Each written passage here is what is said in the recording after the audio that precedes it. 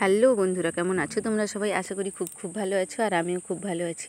প্রিয়ানি 2.0-তে আবার একটা নতুন ভিডিওর সঙ্গে তোমাদের সবাইকে স্বাগত জানাই। তো আজকের ভিডিওটা এখন থেকে শুরু করছি। এখন প্রায় 1টা বাজে, তো এখন থেকেই ভিডিওটা শুরু করছি। আমি, বাবা, মা আর মেয়ে 4জন মিলে বেরিয়েছি। যাব হচ্ছে দিদির বাড়িতে, কারণ আজকে আমার নাতির অন্নপ্রাশন, মানে দিদির ভাগ্নের ছেলের অন্নপ্রাশন। তো এই যে দেখো, সবাই মিলে বেরিয়েছি, আর বাবাও টোটোটা বের করে নিল। তো সোজা চলে এসেছিলাম মানে বাজারে। তো এসেই কিন্তু আগে গয়না দোকানে ঢুকে মানে নাতির জন্য রূপোর একটা মানে যে বাজু কেনা হয়েছে। আর তারপরে কিন্তু বাবাকে বলে যাওয়া হয়েছিল মিষ্টি কিনতে। তো বাবা মিষ্টির দোকানের ভেতরে বসে আছে, কিন্তু কোন মিষ্টিটা নেবে বুঝতে পারছিল না।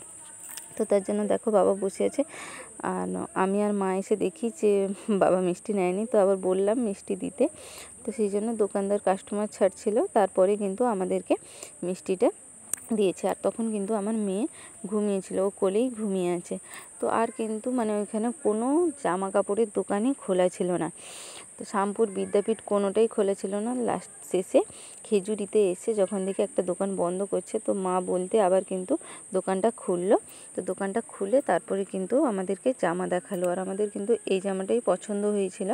তো এই জামাটাই নিয়েছি। আর দোকানটা কিন্তু বেশ বড়, ভেতরের দিকে অনেকটাই বড়। সামনের দিকে শাড়ি আর মেয়েদের জিনিস আছে, ভেতরের দিকে বাচ্চাদের। আর এই বাজুটাই কিন্তু কেনা হয়েছে এই নাতির জন্য। তো তারপরেই সোজা চলে এসেছিলাম, আর সেভাবে ভিডিও করিনি। এসে এই যে দেখো, এখানে গেট করেছে শুভ অন্নপ্রাশন পৃথ্বীরাজ লেখাই আছে গেটে।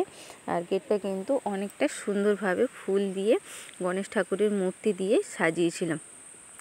তো টোটোটা ভেতরে নিয়ে যাওয়া যেত, কিন্তু বাবা বললো যে না, এখানেই থাক।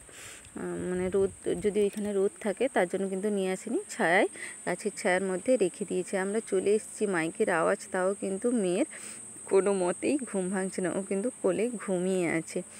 তো তারপরে দেখো, তো এসে সোজা চলে গেছিলাম ঠাকুরের কাছে। আর ঠাকুর কিন্তু ঘরের মধ্যেই বেশ সুন্দর প্যান্ডেল করে ফুল দিয়ে সাজিয়ে ঠাকুরকে রাখা হয়েছিল। আর এত বড় গৌরাঙ্গের মূর্তি আমি কিন্তু এর আগে কোনো দিন দেখিনি। আর সঙ্গে কিন্তু ছোট্ট একটা দুটো গৌরাঙ্গের মূর্তি ছিল, আর একটা পেতলের গোপাল ঠাকুর ছিল। তো দেখো, ফুল দিয়ে বেশ সুন্দর কিন্তু সাজিয়েছে। আর ওই ছড়ার মধ্যে না ঠাকুরকে প্রসাদ দিয়েছিল। তো ওইগুলো কিন্তু আমি কোনোদিন ওইভাবে দেখিনি। তো তারপরেই কিন্তু চলে গেছিলাম নাতির সঙ্গে দেখা করতে। এই যে দেখো, মা নাতিকে নিয়ে দাঁড়িয়েছে। এত বদমাশ, ওই পুরো মানে ওই ছোট্ট গোপালের মতোই কিন্তু দেখতে লাগছিল, খালি গায়ে আছে। মানে প্রচণ্ড গরম কিন্তু ওই দিন, সেই জন্য কিন্তু মানে পুরো নাড়ু গোপালের মতোই লাগছিল নাতিকে। তো এখানে কিন্তু পসরা গান হচ্ছিল, একটুখানি দাঁড়িয়েই কিন্তু ওই পসরা গান দাঁড়িয়ে দেখছিলাম। মানে এদিকে বলে পসরা গান, আর আমার বাবার বাড়ির দিকে বলে আসর সংকীর্তন। তো ওইটাই কিন্তু একটু দাঁড়িয়ে দেখছিলাম। আর ওই দিন কিন্তু এতটা পরিমাণে গরম ছিল, তো মানে প্রচণ্ড পরিমাণে গরম, সেই জন্য কিন্তু মেয়ে কোনো মতেই এক জায়গাতে বসছিল না, প্রচণ্ড চিৎকার করছিল, কান্নাকাটি করছিল। মানে ওকে কিন্তু পাতলা জামা পরিয়ে নিয়ে যাওয়া হয়েছে, তাও কিন্তু ওর প্রচণ্ড গরম লাগছে। তো তারপরেই কিন্তু খেতে চলে গেছিলাম আমরা।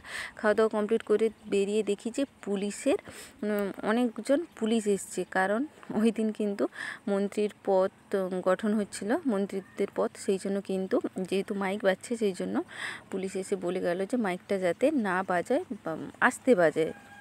তো তারপরে কিন্তু খাওয়া দাওয়া কমপ্লিট করে আমরা বেরিয়ে এসেছিলাম বাড়ি আসবো বলে। কারণ তোমাদের দাদাভাই বাজারে গেছে, ও যদি আগে বাড়ি চলে আসে, সেই জন্য কিন্তু আমরা আগে মানে খাওয়া দাওয়া কমপ্লিট করে একটুখানি রেস্ট নিয়ে বেরিয়ে চলে এসেছিলাম। তারপরে কিন্তু দেখো, রাস্তায় গ্রিলের কারখানায় বাবা একটু গেছিলো, কারণ দোকানে গ্রিল বসানো হবে, সেই জন্য বলতে গেছিলো। কিন্তু কারখানাতে কিন্তু তখন কোনো মানুষ ছিল না।